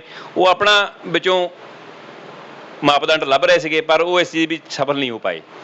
ਬਾਕੀ ਜਿਹੜੀ ਗੱਲ ਰਹੀ ਕਾਮਰੇਡਾਂ ਦੀ, ਕਾਮਰੇਡਾਂ ਨੇ ਸ਼ੁਰੂ ਤੋਂ ਹੀ ਲੋਕਾਂ ਦੇ ਜਜ਼ਬਾਤਾਂ ਨੂੰ ਕੈਸ਼ ਕੀਤਾ ਹੈ। ਇਹ ਰਾਜਨੀਤਿਕ ਪਾਰਟੀਆਂ ਦੇ ਹੱਥ ਟੋਕੇ ਬਣ ਕੇ ਵਿਚਰਦੇ ਰਹੇ ਹਨ, ਹਰੇਕ ਮੁਲਕ ਦੇ ਵਿੱਚ, ਹਰੇਕ ਸਟੇਟ ਦੇ ਵਿੱਚ, ਪੰਜਾਬ ਦੇ ਵਿੱਚ, ਇੰਡੀਆ ਦੇ ਵਿੱਚ, ਹਰ ਪਾਸੇ ਇਹਨਾਂ ਦਾ ਇਹੀ ਹਾਲ ਆ। ਕਾਂਗਰਸ, ਕਾਮਰੇਡ ਅਤੇ ਈਸਾਈ ਮਿਸ਼ਨਰੀਆਂ, ਇਹਨਾਂ ਤਿੰਨਾਂ ਦਾ ਮਿਲਗੋਭਾ ਪੰਜਾਬ ਦੇ ਵਿੱਚ, ਪੂਰੇ ਭਾਰਤ ਦੇ ਵਿੱਚ ਹਾਵੀ ਆ। ਦੇਖੋ ਜੀ, ਕਹਿੰਦੇ ਕਿ ਮਾੜੇ ਬੰਦੇ ਨੂੰ ਕਦੇ ਯਾਦ ਨਹੀਂ ਕੀਤਾ ਜਾਂਦਾ। ਨਕੋਦਰ ਦੀ ਗੱਲ ਆਪਾਂ ਕਰਦੇ ਹਾਂ। ਨਕੋਦਰ ਦੇ ਸੁਰਜੀਤ ਦੇ ਗਗਨ ਨਾਂ 'ਤੇ ਇੱਕ ਬੜਾ ਵੱਡਾ ਪਾਰਕ ਬਣਿਆ ਹੋਇਆ। ਜੇ ਬੰਦੇ ਉਹ ਚੰਗੇ ਸੀ ਤਾਂ ਪਾਰਕ ਉਹਨਾਂ ਦੇ ਨਾਮ 'ਤੇ ਉਹ ਬਣਿਆ। ਤੁਸੀਂ ਵਾਰ-ਵਾਰ ਮਾੜਾ ਕਰ ਰਹੇ ਹੋ, ਟਾਰਗੇਟ ਕਾਮਰੇਡਾਂ ਨੂੰ ਤੁਸੀਂ ਕਰ ਰਹੇ ਹੋ। ਦੇਖੋ, ਮੈਂ ਕਾਮਰੇਡੀ ਸੋਚ ਨੂੰ ਟਾਰਗੇਟ ਕਰ ਰਿਹਾ ਵਾਂ। ਜਿਹੜੀ ਕਾਮਰੇਡ ਲੌਬੀ ਆ, ਜਿਹੜਾ ਸੁਰਜੀਤ ਗਗਨ ਦੀ ਤੁਸੀਂ ਪਾਰਕ ਦੀ ਗੱਲ ਕਰਦੇ ਹੋ, ਉਹ ਸੁਰਜੀਤ ਗਗਨ ਸਾਡਾ ਰਿਸ਼ਤੇਦਾਰ ਆ। ਠੀਕ ਹੈ ਜੀ। ਵਿਚਾਰਧਾਰਾ ਕਾਮਰੇਡ ਤੁਹਾਨੂੰ ਵੀ ਹੋਣਾ ਚਾਹੀਦਾ ਸੀਗਾ, ਤੁਹਾਡਾ ਰਿਸ਼ਤੇਦਾਰ ਕਾਮਰੇਡ ਸੀ, ਉਹ ਸੋਚ ਤੁਹਾਡੀ ਕੋਈ ਨਹੀਂ ਬਣੀ। ਦੇਖੋ, ਗੱਲ ਇਸ ਤਰ੍ਹਾਂ ਆ, ਵਿਚਾਰਧਾਰਾ ਆ, ਵਿਚਾਰਧਾਰਾ ਤੁਸੀਂ ਕਿਸੇ ਵੀ ਚੱਲ ਸਕਦੇ ਆ। ਅਸੀਂ ਦੇਸ਼ ਨਾਲ ਖੜੇ ਆ। ਕਾਮਰੇਡਾਂ ਦੀ ਵਿਚਾਰਧਾਰਾ ਮਾੜੀ ਲੱਗੀ, ਚੰਗੀ ਨਹੀਂ ਲੱਗੀ ਤੁਹਾਨੂੰ? ਮੈਂ ਵਿਚਾਰਧਾਰਾ ਦੀ ਗੱਲ ਤੁਹਾਨੂੰ ਕਾਮਰੇਡਾਂ ਦੀ ਛੋਟੀ ਜਿਹੀ ਐਗਜ਼ਾਮਪਲ ਦੇ ਦਿੰਦਾ। ਸਾਰੀ ਦੁਨੀਆ ਦੇ ਵਿੱਚ ਜਿੰਨੀਆਂ ਕੰਟਰੀਆਂ ਆ, ਟੋਟਲ 212 ਕੰਟਰੀਆਂ ਦੇ ਵਿੱਚੋਂ ਕਾਮਰੇਡ ਅਤੇ ਜਿਹਾਦੀ ਇਸਲਾਮਿਕ ਤਾਕਤਾਂ ਇੱਕ ਦੂਜੇ ਦੇ ਬਿਲਕੁਲ ਐਂਟੀ ਹਨ। ਇਹ ਇਸ ਦੇਸ਼ ਦੇ ਵਿੱਚ ਇਕੱਠੇ ਹਨ। ਕਿਉਂ? ਕਿਉਂਕਿ ਇੱਥੇ ਇਹਨਾਂ ਨੂੰ ਸਨਾਤਨੀਆਂ ਤੋਂ ਖਿੱਚ ਹੈ, ਇਹ ਧਰਮ ਨਾਲ ਨਫ਼ਰਤ ਕਰਦੇ ਹਨ। ਦੇਖੋ, ਤੁਸੀਂ ਕਾਮਰੇਡ ਨੂੰ ਟਾਰਗੇਟ ਕੀਤਾ। ਕੇਰਲਾ ਦੇ ਵਿੱਚ ਕਹਿੰਦੇ ਕਾਮਰੇਡਾਂ ਦੀ ਸਰਕਾਰ ਬੜੀ ਵਧੀਆ ਚੱਲ ਰਹੀ ਹੈ ਉੱਥੇ। ਜੇ ਕੇਰਲਾ ਦੇ ਵਿੱਚ ਕਾਮਰੇਡਾਂ ਦੀ ਸਰਕਾਰ ਵਧੀਆ ਚੱਲ ਰਹੀ ਆ, ਫਿਰ ਵੈਸਟ ਬੰਗਾਲ ਪੱਛਮ ਬੰਗਾਲ ਦੇ ਵਿੱਚ ਕਿਉਂ ਫੇਲ ਹੋ ਗਈ? ਅੱਜ ਕਿਉਂ ਉੱਥੇ ਲੋਕੀ ਤੜਫ ਰਹੇ ਆ ਕੰਮਾਂ ਕਾਰਾਂ ਨੂੰ? ਇਹਨਾਂ ਨੇ 2007-8 ਦੇ ਵਿੱਚ ਜਦੋਂ ਸਿੰਗੂਰ ਸ਼ਹਿਰ ਦੇ ਵਿੱਚ ਟਾਟਾ ਨੈਨੋ ਦੀ ਫੈਕਟਰੀ ਐਸਟੈਬਲਿਸ਼ ਹੋਣ ਲੱਗੀ ਸੀ, ਇਹਨਾਂ ਕਾਮਰੇਟਾਂ ਨੇ ਲੋਕਾਂ ਨੂੰ ਡਰਾਇਆ ਵੀ ਤੁਹਾਡੀਆਂ ਜ਼ਮੀਨਾਂ ਦੇ ਤੁਹਾਨੂੰ ਪੈਸੇ ਨਹੀਂ ਮਿਲਣੇ, ਤੁਹਾਡੀ ਜ਼ਮੀਨਾਂ 'ਤੇ ਕਬਜ਼ਾ ਹੋ ਜਾਣਾ। ਉਹਨਾਂ ਨੇ ਲੋਕਾਂ ਨੇ ਜ਼ਮੀਨਾਂ ਨਹੀਂ ਲਾਉਣ ਦਿੱਤੇ ਅਤੇ ਲੋਕ ਅੱਜ ਉੱਥੇ ਪੂਰੀ ਗਰੀਬੀ ਦੇ ਵਿੱਚ ਮਰ ਰਹੇ ਆ। ਅਤੇ ਲੋਕ ਉੱਥੇ ਸਰਕਾਰ ਦਾ ਪਤਨ ਕਿਉਂ ਹੋਇਆ? ਕਾਮਰੇਡ ਸਰਕਾਰ ਦਾ ਇਸੇ ਕਰਕੇ ਪਤਨ ਹੋਇਆ ਕਿ ਜਦੋਂ ਲੋਕਾਂ ਨੂੰ ਸਮਝ ਆ ਜਾਂਦੀ ਹੈ ਵੀ ਲਾਲ ਝੰਡੇ ਵਾਲੇ ਜਿਸ ਚੀਜ਼ ਦੇ ਮੂਹਰੇ ਬਹਿ ਜਾਂਦੇ ਹਨ, ਉਸ ਨੂੰ ਇਸਤੇਮਾਲ ਕਰਕੇ ਉਹਨੂੰ ਬੰਦ ਕਰਾ ਕੇ ਹੀ ਹਟਦੇ ਹਨ। ਦੇਖੋ ਸਰ, ਬੜੇ ਸਾਰੇ ਮਸਲੇ ਆ ਜਿੱਥੇ ਕਿ ਕਾਮਰੇਡ ਬੈਠੇ ਔਰ ਉਦੋਂ ਸੀ ਉਸਨੂੰ ਜਿੱਤ ਕੇ ਵਾਪਸ ਮੁੜੇ ਆ। ਦਿੱਲੀ ਦੇ ਵਿੱਚ ਵੀ ਜਦੋਂ ਧਰਨਾ ਲੱਗਿਆ ਸੀ ਤਾਂ ਕਾਮਰੇਡਾਂ ਦੇ ਸਿਰ 'ਤੇ ਜਿੱਤ ਕੇ ਵਾਪਸ ਹੋਏ। ਧਰਨਾ ਪਹਿਲਾਂ ਹੀ ਖਤਮ ਹੋ ਚੁੱਕਿਆ ਸੀ, ਸਿਰਫ ਉੱਥੇ ਕੁਛ ਗਿਣਤੀ ਦੇ 4-5 ਹਜ਼ਾਰ ਲੋਕ ਰਹਿ ਗਏ ਸੀ, ਬਾਕੀ ਸਭ ਵਾਪਸ ਆ ਚੁੱਕੇ ਸਨ। ਸਿਰਫ ਪੰਜਾਬ ਦੇ ਕਿਸਾਨਾਂ ਦੇ ਜਜ਼ਬਾਤਾਂ ਨੂੰ ਇਸਤੇਮਾਲ ਕਰਕੇ ਇਹਨਾਂ ਨੇ ਇਸ ਨੂੰ ਈਗੋ ਦਾ ਵਿਸ਼ਾ ਬਣਾ ਲਿਆ, ਬਈ ਨੱਕ ਦਾ ਸਵਾਲ ਬਣਾ ਲਿਆ ਵੀ ਜੇ ਅਸੀਂ ਵਾਪਸ ਉਂਝ ਮੁੜਦੇ ਹਾਂ, ਬਿਨਾਂ ਹੱਲ ਕੀਤੇ ਤੋਂ ਮੁੜਦੇ, ਸਾਡੀ ਬਹੁਤ ਜ਼ਿਆਦਾ ਇਨਸਲਟ ਆ। ਇਹਨਾਂ ਨੇ ਇੱਕ ਬੇਇੱਜ਼ਤੀ ਦਾ ਅਤੇ ਇੱਜ਼ਤ ਦਾ ਵਿਸ਼ਾ ਬਣਾ ਹੋਣ ਕਰਕੇ ਇਸ ਨੂੰ ਲੰਬਾ ਖਿੱਚਿਆ ਗਿਆ, ਪਰ ਇਹ ਬਿਲਕੁਲ ਲੱਕ ਤੋੜ ਚੁੱਕਿਆ ਸੀ। ਉਸ ਤੋਂ ਬਾਅਦ ਦੇ ਵਿੱਚ ਫਿਰ ਉਹਨਾਂ ਨੇ ਸੂਝ-ਬੂਝ ਵਰਤੀ ਸੈਂਟਰ ਨੇ, ਚਲੋ ਕਹਿੰਦੇ ਵੀ ਸਾਡੇ ਹੀ ਬੰਦੇ ਆ, ਜੇ ਕਾਨੂੰਨ ਬਣ ਗਿਆ ਤਾਂ ਉਹਨੂੰ ਦੁਬਾਰਾ ਰੀਫਾਈਨ ਕਰ ਦਿੰਦੇ ਆ, ਦੁਬਾਰਾ ਉਹਦੇ ਵਿੱਚ ਸੋਧ ਹੋ ਸਕਦੀ ਹੈ, ਦੁਬਾਰਾ ਲਾਗੂ ਹੋ ਸਕਦੇ ਆ, ਉਹ ਬਾਅਦ ਦਾ ਵਿਸ਼ਾ ਆ। ਪਰ ਉਹਨਾਂ ਨੇ ਵਾਪਸ ਲੈ ਗਏ, ਉਹਦੇ ਵਿੱਚ ਕਿਸਾਨਾਂ ਨੂੰ ਕੋਈ ਫਾਇਦਾ ਨਹੀਂ ਹੋਇਆ, ਉਲਟਾ ਕਿਸਾਨਾਂ ਦਾ ਨੁਕਸਾਨ ਹੋਇਆ ਆ। ਇੱਕ ਹੋਰ ਗੱਲ ਆ, ਪੰਜਾਬ ਦੇ ਵਿੱਚ 2007 ਤੋਂ ਆਲਰੇਡੀ ਕੰਟਰੈਕਟ ਫਾਰਮਿੰਗ ਚੱਲ ਰਹੀ ਆ, ਜਿਹੜੀ ਉਹਦੇ ਵਿੱਚ ਸੋਧ ਕਰਕੇ ਆਈ ਸੀਗੀ। ਉਸ ਪੁਰਾਣੇ ਕਾਨੂੰਨ ਦੇ ਵਿੱਚ ਕਿਸਾਨਾਂ ਨੂੰ 6 ਮਹੀਨੇ ਦੀ ਸਜ਼ਾ ਆ, ਅਤੇ ਜਦ ਕਿ ਜਿਹੜਾ ਕੰਟਰੈਕਟਰ ਆ ਜਿਹਨੇ ਫਸਲ ਉਗਾਉਣੀ ਆ ਉਹਨੂੰ ਕੋਈ ਸਜ਼ਾ ਦਾ ਪ੍ਰਾਵਧਾਨ ਨਹੀਂਗਾ। ਕਿਸਾਨ ਨੂੰ 6 ਮਹੀਨੇ ਦਾ ਪ੍ਰਾਵਧਾਨ ਹੈ ਸਜ਼ਾ ਦਾ। ਉਹ ਦੇਖੋ ਇਹਨਾਂ ਦੀ ਕਾਮਰੇਟਾਂ ਦੀ ਮੱਕਾਰੀ, ਇਹਨਾਂ ਨੇ ਉਹ ਕਾਨੂੰਨ ਦੁਬਾਰਾ ਲਾਗੂ ਕੀਤਾ ਜਿਹੜਾ ਪਹਿਲਾਂ ਚੱਲ ਰਿਹਾ ਸੀ। ਜਿਹੜਾ ਨਵਾਂ ਕਾਨੂੰਨ ਸੀ ਉਹਦੇ ਵਿੱਚ 6 ਮਹੀਨੇ ਦੀ ਸਜ਼ਾ ਬੰਦ ਕੀਤੀ ਗਈ ਕਿਸਾਨ 'ਤੇ, ਪਰ ਇਹਨਾਂ ਨੇ ਉਹ ਪਹਿਲਾ ਕਾਨੂੰਨ ਲਾਗੂ ਕਰਵਾ ਕੇ ਕਿਸਾਨ ਦੇ ਨਾਲ ਧੋਖਾ ਕੀਤਾ ਆ। ਤਾਂ ਪਤਾ ਜੀ, ਉਹ ਸਿਲਸਿਲਾ ਲਗਾਤਾਰ ਜਾਰੀ ਹੈ। ਸਰ, ਨਕੋਦਰ ਦੇ ਵਿੱਚ ਵੀ ਤੁਹਾਡੇ ਬਿਲਕੁਲ ਨਜ਼ਦੀਕ MLA ਇੰਦਰਜੀਤ ਕੌਰ ਮਾਨ ਆਮ ਆਦਮੀ ਪਾਰਟੀ MLA ਬਣ ਚੁੱਕੀ ਹੈ, ਉਹ ਤੋਂ ਸੰਤੁਸ਼ਟ ਹੋ ਤੁਸੀਂ ਉਹਨਾਂ ਦੀ ਕਾਰਜਕਾਰੀ ਤੋਂ? ਨਹੀਂ, ਕੰਮ ਵਧੀਆ ਕਰ ਰਹੇ ਉਹ। ਦੇਖੋ, ਸਾਡੀ ਵਿਚਾਰਧਾਰਾ ਕੁਛ ਵੀ ਹੋਵੇ, ਅਸੀਂ ਕਿਸੇ ਪਾਰਟੀ ਨਾਲ ਵੀ ਸੰਬੰਧਿਤ ਹੋਈਏ, ਪਰ ਉਹਨਾਂ ਦਾ ਕੰਮ ਕਰਨ ਦਾ ਮੈਨੂੰ ਤਰੀਕਾ ਵਧੀਆ ਲੱਗਿਆ। ਜਿਹੜੀ ਇਮਾਨਦਾਰੀ ਨਾਲ ਗੱਲ ਕਰਨੀ ਕਵਾਂਗੇ, ਬਿਲਕੁਲ ਕਵਾਂਗੇ। ਅੱਜ ਸਾਡੀ ਸਰਕਾਰ ਹੈ ਨਹੀਂ ਗੀ, ਪਰ ਜਿਹੜੀ ਗੱਲ ਨੂੰ ਸੱਚ ਆ, ਸੱਚ ਨੂੰ ਤੱਥਾਂ ਦੇ ਨਾਲ ਪੇਸ਼ ਕਰਾਂਗੇ। ਕੰਮ ਵਧੀਆ ਕਰ ਰਹੇ। ਅੱਜ ਪਿੱਛੇ ਜੇ ਥੋੜ੍ਹੇ ਦਿਨ ਹੋਏ ਇੱਧਰ ਢਗਾਰਾ ਲਾ ਕੇ ਪਿੰਡਾਂ ਦੇ ਵਿੱਚ ਚੋਰੀਆਂ ਹੋਈਆਂ ਅਤੇ ਬੰਦੇ ਫੜੇ ਗਏ ਆ। ਐਸੀ ਗੱਲ ਨਹੀਂ, ਉਹਨਾਂ ਨੇ ਪੁਲਿਸ ਨੂੰ ਡਾਇਰੈਕਸ਼ਨਸ ਦਿੱਤੀਆਂ ਵੀ ਸਾਨੂੰ ਬੰਦੇ ਛੇਤੀ ਤੋਂ ਛੇਤੀ ਚਾਹੀਦੇ, ਅਤੇ 24 ਘੰਟੇ ਦੇ ਵਿੱਚ ਉਹਨਾਂ ਨੇ ਬੰਦੇ ਫੜ ਕੇ ਸਾਰੇ ਜਿਹੜੇ ਮਾਲ ਦੀ ਬਰਾਮਦਗੀ ਕਰ ਲਈ ਆ। ਜਿਹੜਾ ਕੰਮ ਵਧੀਆ ਹੈ ਆਪਾਂ ਉਹਦੀ ਸ਼ਲਾਘਾ ਕਰਾਂਗੇ। ਸਰ, ਨਕੋਦਰ ਦੇ ਹੋਰ ਕੰਮ ਬੜੇ ਪੈ ਕੇ ਨਾ, ਸੜਕਾਂ ਦੀ ਹਾਲ ਹੈ, ਨਕੋਦਰ ਤੇ ਕਰੀਬਨ ਸਾਰੀਆਂ ਸੜਕਾਂ ਪੱਟੀਆਂ ਪਈਆਂ, ਇਹ ਲੱਗਦਾ ਕਿ ਇਹ ਵੀ ਛੇਤੀ ਬਣ ਜਾਣਗੀਆਂ। ਮੰਗ ਲੈ ਕੇ ਗਏ ਹੋ? ਦੇਖੋ, ਮੈਨੂੰ ਇਸ ਬਾਰੇ ਪਤਾ ਨਹੀਂ, ਮੰਗ ਅਸੀਂ ਤਾਂ ਨਹੀਂ ਲੈ ਕੇ ਗਏ। ਵੈਸੇ ਨਕੋਦਰ ਦੀਆਂ ਸੜਕਾਂ ਦਾ ਇੰਨਾ ਕੁ ਬੁਰਾ ਹਾਲ ਆ, ਮੈਨੂੰ ਨਹੀਂ ਲੱਗਦਾ ਵੀ ਕਿ ਨਕੋਦਰ ਦੇ ਵਿੱਚ ਕੋਈ ਬੰਦਾ ਆਪਣੀ ਧੀ ਦਾ ਰਿਸ਼ਤਾ ਜਾਂ ਆਪਣੇ ਪੁੱਤ ਦਾ ਰਿਸ਼ਤਾ ਕਰਨ ਆਊਗਾ, ਕਿਉਂਕਿ ਨਕੋਦਰ ਦੇ ਹਾਲਾਤ ਇਹੋ ਜਿਹੇ ਆ। ਜਿਹੜੇ ਮਰਜ਼ੀ ਸ਼ਹਿਰ ਦੇ ਪਾਸੇ ਦੀ ਵੜ ਚਲੋ ਤੁਸੀਂ, ਜਲੰਧਰ ਰੋਡ ਸਾਰਾ ਟੁੱਟਿਆ ਪਿਆ ਵਾ, ਮਹਿਤਪੁਰ ਰੋਡ ਸਾਰਾ ਟੁੱਟਿਆ ਪਿਆ ਵਾ, ਉਹ ਅੰਡਰ ਕੰਸਟਰਕਸ਼ਨ ਆ, ਟੋਏ ਵੱਡੇ ਵੱਡੇ ਪਏ ਆ। ਜਿਸ ਦਿਨ ਬਾਰਿਸ਼ ਹੋ ਜਾਂਦੀ ਉਹਦਾ ਬੁਰਾ ਹਾਲ ਆ, ਗੱਡੀਆਂ ਦੀਆਂ ਸਸਪੈਂਸ਼ਨਾਂ ਭੱਜ ਜਾਂਦੀਆਂ ਵਾ, ਲੋਕੀ ਦੁਖੀ ਆ। ਜੇ ਮੇਰਾ ਖਿਆਲ ਆ ਵੀ ਜਿਹੜੇ ਮਤਲਬ ਪੇਸ਼ੈਂਟਸ ਆ ਐਂਬੂਲੈਂਸ ਦੇ ਵਿੱਚ ਜਾਂਦੇ ਆ, ਜੋ ਟੋਇਆਂ ਦੇ ਵਿੱਚ ਲੰਘ ਕੇ ਜਾਂਦੇ ਹੋਣਗੇ, ਅੱਧੇ ਤਾਂ ਉੱਦਾਂ ਹੀ ਬਿਮਾਰ ਹੋ ਜਾਂਦੇ ਹੋਣਗੇ, ਜਿਹੋ ਜਿਹੇ ਜਿੰਨੇ ਵੱਡੇ ਵੱਡੇ ਟੋਏ ਆ। ਦੇਖੋ, ਮੈਂ ਬਿਜਲੀ ਦੇ ਮੁੱਦੇ 'ਤੇ ਆਉਂਦੇ ਆ ਕਿ ਭਗਵੰਤ ਮਾਨ ਨੇ ਕਿਹਾ ਸੀ ਕਿ 3 ਰੁਪਏ ਯੂਨਿਟ ਬਿਜਲੀ ਦਿੱਤੀ ਜਾਊਗੀ, ਕੀ ਲੱਗਦਾ ਕੁਛ ਬਣੂਗਾ? ਦੇਖੋ ਜੀ, ਦਾਅਵੇ ਤਾਂ ਇਹਨਾਂ ਨੇ ਬਹੁਤ ਮਾਰਦੇ, ਫਰੋਟੀਆਂ ਮਾਰ ਦਿੱਤੀਆਂ। 300 ਯੂਨਿਟ ਕਹਿੰਦੇ ਸੀ, ਕੇਜਰੀਵਾਲ ਨੇ ਦਾਅਵਾ ਕੀਤਾ ਸੀ, ਕਹਿੰਦਾ ਜਿੱਦਣ ਵੀ ਸਾਡੀ ਸਰਕਾਰ ਬਣ ਗਈ 300 ਯੂਨਿਟ, ਕਹਿੰਦਾ ਪਹਿਲੀ ਕਲਮ ਤੋਂ ਇਹੀ ਐਲਾਨ ਹੋਊਗਾ ਵੀ 300 ਯੂਨਿਟ ਮਾਫ ਕਰਾਂਗੇ। ਦੇਖੋ, ਪ੍ਰਮੋਸ਼ਨਾਂ ਕਰ ਲਈਆਂ, ਮਸ਼ਹੂਰੀਆਂ ਕਰਕੇ ਸਾਡੇ ਪੰਜਾਬੀਆਂ ਨੇ ਵੋਟਾਂ ਪਾ ਦਿੱਤੀਆਂ ਆਮ ਆਦਮੀ ਪਾਰਟੀ ਨੂੰ, ਦਿੱਲੀ ਦੀਆਂ ਮਸ਼ਹੂਰੀਆਂ ਦੇਖ ਕੇ, ਦਿੱਲੀ ਮਾਡਲ ਵੇਖ ਕੇ। ਕੋਈ ਦਿੱਲੀ ਮਾਡਲ ਵੇਖਣ ਨਹੀਂ ਗਿਆ। ਇੱਥੇ ਮੇਰੀ ਕਿਸੇ ਆਮ ਆਦਮੀ ਪਾਰਟੀ ਦੇ ਵਰਕਰ ਨਾਲ ਗੱਲ ਹੋਈ, ਉਹ ਕਹਿੰਦਾ ਜੀ ਮੈਂ ਮੀਡੀਆ ਇੰਚਾਰਜ ਹਾਂ ਪੰਜਾਬ ਦਾ, ਅੰਮ੍ਰਿਤਸਰ ਦਾ। ਅਤੇ ਮੈਂ ਉਹਨੂੰ ਪੁੱਛਿਆ ਵੀ, ਮੈਂ ਕਿਹਾ ਮੈਨੂੰ ਇੱਕ ਦਿੱਲੀ ਦੇ ਕੇਜਰੀਵਾਲ ਦੇ ਬਣੇ ਹੋਸਪਿਟਲ ਦਾ ਇੱਕ ਨਾਮ ਦੱਸ ਦੇ, ਅਤੇ ਉਸ ਬੰਦੇ ਨੂੰ ਨਾਮ ਨਹੀਂ ਆਇਆ। ਠੀਕ ਹੈ ਜੀ, ਉਹ ਜਾਂ ਤਾਂ ਕੁਛ ਕੀਤਾ ਹੋਵੇ ਨਾਮ ਆਵੇ, ਉਹਨਾਂ ਨੂੰ ਨਾਮ ਹੀ ਨਹੀਂ ਪਤਾ। ਕਹਿੰਦਾ ਮੈਂ ਤੁਹਾਨੂੰ ਸੋਚ ਕੇ ਪਰਸੋਂ ਨੂੰ ਦੱਸੂਗਾ। ਉਸ ਤੋਂ ਬਾਅਦ ਉਹਦਾ ਫੋਨ ਨਹੀਂ ਆਇਆ ਵੀਰ ਦਾ। ਜਿਹੜੀ ਰਹੀ ਗੱਲ, ਤੁਸੀਂ ਬਿਜਲੀ ਦੀ ਗੱਲ ਕਰਦੇ, ਜਿਨ੍ਹਾਂ ਨੇ ਕੰਮ ਕਰਨੇ ਹੁੰਦੇ ਹੈ ਨਾ, ਉਹ ਦਾਅਵੇ ਨਹੀਂ ਕਰਦੇ, ਉਹ ਕੰਮ ਕਰਕੇ ਦਿਖਾਉਂਦੇ ਆ। ਉਹਦਾ ਐਗਜ਼ਾਮਪਲ ਤੁਹਾਨੂੰ ਦੇ ਦਿੰਦਾ। ਇਹਨਾਂ ਨੇ ਦਾਅਵਾ ਕੀਤਾ ਸੀ ਵੀ 300 ਯੂਨਿਟ ਮਾਫ ਕਰਾਂਗੇ, ਅਤੇ ਉਹ ਵੀ ਨਹੀਂ ਕੀਤਾ। ਨੰਬਰ 2 'ਤੇ ਤੁਸੀਂ ਦੂਜੀ ਐਗਜ਼ਾਮਪਲ ਤੁਹਾਨੂੰ ਮੈਂ BJP ਰੂਲਡ ਸਟੇਟ ਦੀ ਦੱਸਦਾ ਵਾਂ। 10 ਤਰੀਕ ਨੂੰ ਸਾਰੇ ਜਾਣੇ ਰਿਜ਼ਲਟ ਆਏ ਆ। 10 ਤਰੀਕ ਨੂੰ ਯੋਗੀ ਜੀ ਜਿੱਤੇ ਆ। 25 ਤਰੀਕ ਨੂੰ ਸਹੁੰ ਚੱਕੀ ਆ। 26 ਤਰੀਕ ਨੂੰ 6 ਰੁਪਏ ਵਾਲਾ ਯੂਨਿਟ 3 ਰੁਪਏ ਯੂਨਿਟ ਕਰਤਾ, ਅਤੇ ਸਾਡੇ ਪੰਜਾਬ ਵਾਲਿਆਂ ਨੇ ਪਰਸੋਂ ਦੀ ਗੱਲ ਆ 3 ਰੁਪਏ ਤੋਂ 7 ਰੁਪਏ ਯੂਨਿਟ ਕਰਤਾ। ਇਹ ਬਦਲਾਅ ਆ। ਦੇਖੋ, ਸੈਂਟਰ ਜੇ ਤੁਹਾਡੀ ਸਰਕਾਰ ਹੈ, ਤੁਹਾਡੀ ਸਰਕਾਰ ਵੀ ਤਾਂ ਕੁਛ ਕਰ ਸਕਦੀ ਹੈ। ਦੇਖੋ, ਇਸ ਤਰ੍ਹਾਂ ਹੁੰਦੀ ਆ, ਡਬਲ ਇੰਜਨ ਦੀ ਸਰਕਾਰ ਅਸੀਂ ਇਸ ਕਰਕੇ ਰੌਲਾ ਪਾਉਂਦੇ ਸੀ ਵੀ ਜਿਹੜੀ ਸੈਂਟਰ ਦੀ ਲੀਡਰਸ਼ਿਪ ਤੋਂ ਬਿਨਾਂ ਕੋਈ ਵੀ ਸਟੇਟ ਨਹੀਂ ਚੱਲ ਸਕਦੀ। ਜਿੰਨਾ ਪੰਜਾਬ ਦੇ ਉੱਪਰ ਅੱਜ 2,85,000 ਕਰੋੜ ਦਾ ਕਰਜ਼ਾ ਆ, ਸ਼੍ਰੀਲੰਕਾ ਦੇ ਉੱਪਰ 2,65,000 ਕਰੋੜ ਦਾ ਕਰਜ਼ਾ ਸੀ। ਸ਼੍ਰੀਲੰਕਾ ਡੁੱਬ ਗਿਆ, ਅੱਜ 5 ਦਿਨ ਹੋ ਗਏ, ਉੱਥੇ ਬੱਤੀ ਨਹੀਂ ਆਈ। 470 ਰੁਪਏ ਕਿਲੋ ਦਾਲ ਆ, 500 ਰੁਪਏ ਲੀਟਰ ਦੁੱਧ ਆ, 500 ਰੁਪਏ ਦਾ ਬ੍ਰੈਡ ਵਿਕ ਰਿਹਾ ਆ, 8,000 ਰੁਪਏ ਦਾ ਸਿਲੰਡਰ ਆ, ਤੇ ਲੋਕ ਸੜਕਾਂ ਦੇ ਉਤਰੇ ਹੋਏ ਆ ਸਰਕਾਰ ਦੇ ਖਿਲਾਫ। ਇੰਨਾ ਰੋਸ਼ ਆ, ਇੰਨਾ ਮਤਲਬ ਲੋਕਾਂ ਦੇ ਬੱਚੇ ਭੁੱਖੇ ਮਰ ਰਹੇ ਆ, ਜਿਨ੍ਹਾਂ ਕੋਲ ਪੈਸਾ ਹੀ ਹੈ ਨਹੀਂ, ਉਹ ਕਰਨਗੇ ਕੀ? ਇਹ ਹਾਲਾਤ ਇੱਥੇ ਵੀ ਉਦੋਂ ਨੇ ਕਿ ਲੱਗਦਾ ਆਉਣ ਵਾਲਾ ਟਾਈਮ ਸ਼੍ਰੀਲੰਕਾ ਵਰਗਾ ਇੱਥੇ ਨਾ ਹੋ ਜਾਏ। ਨਹੀਂ, ਸਾਡੇ ਉਹਦੇ ਵਿੱਚ ਦੋ ਗੱਲਾਂ ਆ। ਸਾਡੇ ਕੋਲ ਸੈਂਟਰ ਕੋਲ ਬਹੁਤ ਪੈਸਾ ਪਿਆ। ਦਾਅਵੇ ਕਰਦੇ ਸੀ ਭਗਵੰਤ ਮਾਨ ਹੁਣੀ, ਬਈ ਮਾਨ ਸਾਹਿਬ ਆਪਣੇ ਦਾਅਵਾ ਕੀਤਾ ਸੀ ਅਸੀਂ ਐਂ ਕਰ ਦਾਂਗੇ, ਉਹ ਦੇ ਦਾਂਗੇ, ਆਹ ਦੇ ਦਾਂਗੇ। ਹਾਲੇ ਤੱਕ ਤਾਂ ਲੋਲੀਪੌਪ ਚੱਲ ਰਹੇ ਆ। ਸੈਂਟਰ ਦੇ ਕੋਲ ਚਲੇ ਗਏ ਫੰਡ ਲੈਣ। ਬਈ ਜੇ ਤੁਸੀਂ ਦਾਅਵੇ ਕਰਦੇ ਆ, ਤੁਸੀਂ ਜਿਹੜੀ ਇਹਨਾਂ ਦੀ ਅਨਮੋਲ ਗਗਨ ਮਾਨ ਸੀ, ਉਹ ਦਾਅਵਾ ਕਰਦੀ ਸੀ ਕੈਪਟਨ ਸਾਹਿਬ ਸਾਨੂੰ ਅੱਜ ਕੁਰਸੀ ਛੱਡ ਦੇਣ, ਅੱਜ ਕੁਰਸੀ ਛੱਡ ਦੇਣ, ਅਸੀਂ ਪਹਿਲੇ ਦਿਨ ਤੋਂ 23 ਫਸਲਾਂ ਤੇ MSP ਦੇ ਦਿਆਂਗੇ, ਆਹ ਕਰ ਦਿਆਂਗੇ। ਇੱਕ ਵੀ ਕੰਮ ਹੋਇਆ ਦਿਖਾ ਦਿਓ। ਇਹ ਕਹਿ ਦਿੰਦੇ ਆ ਜੀ ਅਸੀਂ ਇਹ ਜਿਹੜਾ PTC ਦਾ ਪ੍ਰਸਾਰਣ ਕਰ ਦਿਆਂਗੇ ਸਾਰੇ ਪੰਜਾਬ, ਸਾਡਾ ਫਰਜ਼ ਆ। ਉਹ ਇਕੱਲੇ ਸਿੱਖ ਧਰਮ ਦਾ ਪੰਜਾਬ ਨੇ ਕਿਹਾ, ਬਾਕੀ ਧਰਮ ਵੀ ਬੈਠੇ ਆ, ਤੁਸੀਂ ਸਾਰਿਆਂ ਦੀ ਗੱਲ ਕਰੋ। ਵੀ ਕਹਿੰਦੇ ਸਾਡਾ ਫਰਜ਼ ਆ। ਉਹ ਧਰਮ ਦਾ ਕੰਮ ਤਾਂ ਧਰਮ ਵਾਲਿਆਂ ਨੇ ਕਰੀ ਜਾਣਾ, SGPC ਬੈਠੀ ਆ। ਬਈ ਤੁਸੀਂ ਕੰਮ ਜਿਹੜਾ ਮਤਲਬ ਪ੍ਰਸ਼ਾਸਨ ਦਾ ਕੰਮ ਹੈ, ਜਿਹੜਾ ਸੈਂਟਰ ਗੌਰਮੈਂਟ ਦਾ ਕੰਮ ਹੈ, ਉਹ ਕਰੋ। ਤੁਸੀਂ ਦਾਅਵੇ ਕੀਤੇ ਸੀਗੇ ਵੀ 300 ਯੂਨਿਟ ਦੇਵਾਂਗੇ, ਦਿਓ। ਦਿੱਤੇ ਕਿਉਂ ਨਹੀਂ? ਤੁਸੀਂ ਕਿਹਾ ਸੀਗਾ ਵੀ 1000 ਰੁਪਇਆ ਬੀਬੀਆਂ ਦੇਵਾਂਗੇ, ਦਿਓ। ਤੁਹਾਡੇ ਕੋਲ ਕੇਜਰੀਵਾਲ ਦੀ ਜਿਹੜੀ ਸਟੇਟ ਹੈ ਦਿੱਲੀ, ਉੱਥੇ ਤਾਂ ਦੇ ਨਹੀਂ ਹੋਏ। ਇੱਕ ਤੁਹਾਨੂੰ ਗੱਲ ਹੋਰ ਕਰਦਾ, ਪੰਜਾਬ ਨੂੰ ਛੱਡ ਕੇ 28 ਸਟੇਟਾਂ ਆ, ਟੋਟਲ 29 ਸਟੇਟਾਂ ਆ ਇੰਡੀਆ ਦੀਆਂ।